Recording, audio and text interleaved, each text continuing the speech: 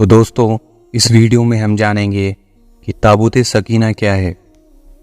یہ شمشاد کی لکڑی کا ایک صندوق تھا جو حضرت آدم علیہ السلام پر نازل ہوا تھا، اور یہ آپ کی آخری زندگی تک آپ کے ہی پاس رہا، یہاں تک کہ یہ حضرت یعقوب علیہ السلام کو ملا اور آپ کے بعد آپ کی اولاد بنی اسرائیل کے قبضے میں رہا اور حضرت موسیٰ علیہ السلام کو مل گیا، تو آپ اس میں تورات شریف اور اپنا خاص سامان رکھنے لگے۔ تابوت سکینہ میں اندر کیا تھا؟ اس مقدس صندوق میں حضرت موسیٰ علیہ السلام کا عصا اور ان کی مقدس جوتیاں، اور حضرت ہارون علیہ السلام کا امامہ، حضرت سلیمان علیہ السلام کی انگوٹھی، تورات کی تختیاں کے چند ٹکڑے، کچھ منز سلوا، اس کے علاوہ حضرت انبیاء کرام علیہ السلام کی صورتوں کے حلیے وغیرہ سب سامان تھے۔ یہ بڑا ہی مقدس اور بابرکت صندوق تھا۔ بنی اسرائیل جب کفار سے جہاد کرتے تھے اور کفار کے لشکر کی کثرت اور ان کی شوکت دیکھ کر سہم جاتے اور ان کے سینوں میں دل دھڑکنے لگتے، تو وہ اس صندوق کو اپنے آگے رکھ دیتے تھے، تو اس صندوق سے ایسی رحمت اور برکت ظہر ہوتا تھا کہ مجاہدین کے دلوں میں سکون اور اطمینان پیدا ہو جاتا تھا، اور مجاہدین کے سینوں میں لرزتے ہوئے دل پتھر کی چٹانوں سے زیادہ مضبوط ہو جاتے تھے۔ اور جس قدر صندوق آگے بڑھتا تھا، آسمان سے نصر من اللہ و فتح قریب کی بشارتیں عظمی نازل ہوا کرتی تھی اور فتح مبین حاصل ہو جایا کرتی تھی۔ بنی اسرائیل میں جب کوئی اختلافات پیدا ہوتا تو لوگ اسی صندوق سے فیصلہ کراتے تھے۔ صندوق سے فیصلے کی آواز اور فتح کی بشارت سنی جاتی تھی۔ بنی اسرائیل اس صندوق کو اپنے آگے رکھ کر اور اس کے وسیلہ بنا کر دعائیں مانتے تھے۔ اس کی دعائیں کا مقبول ہوتی تھی اور بلاؤں، مصیبتوں اور بواؤں کی آفتیں ٹل جایا کرتی تھی۔ الغرض یہ صندوق بنی اسرائیل کے لیے تابوت سکینہ، برکت و رحمت کا خزانہ اور نصرت خداوندی کے نزول کا نہایت مقدس اور بہترین ذریعہ تھا۔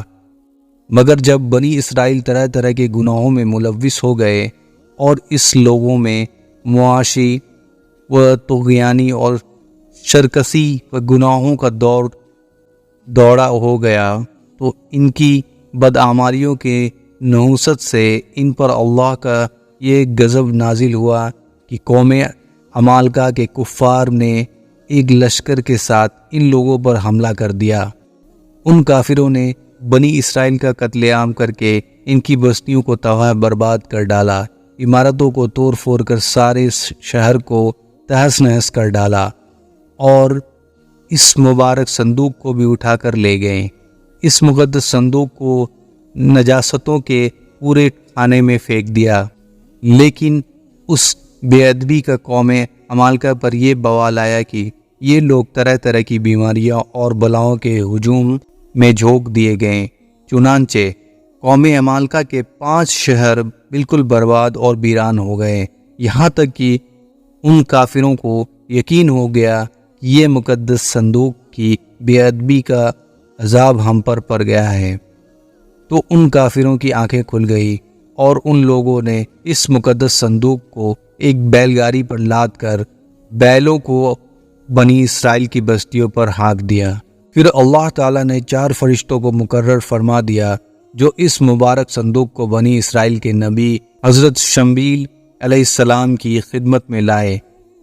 اس طرح پھر بنی اسرائیل کو کھوئی ہوئی نعمت دوبارہ مل گئی، اور یہ صندوق ٹھیک اس وقت حضرت شمویل علیہ السلام کے پاس آئی جبکہ حضرت شمویل علیہ السلام نے طالوت کو بادشاہ بنا دیا تھا، اور بنی اسرائیل طالوت کی بادشاہی تسلیم کرنے پر تیار نہیں تھے، اور یہ شرط ٹھہری تھی کہ مقدس صندوق آ جائے تو ہم طالوت کی بادشاہی تسلیم کر لیں گے۔ چنانچہ صندوق آ گیا اور بنی اسرائیل طالوت کی بادشاہی پر راضی ہو گیا۔ تفسیر روح البیان جلد 1 صفحہ 386۔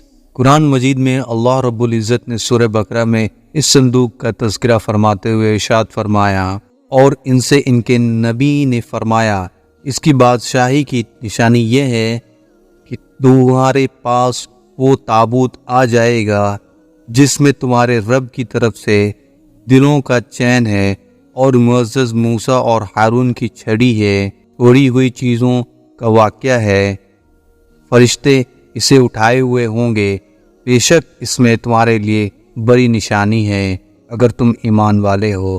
سورہ بقرہ آیت نمبر 248۔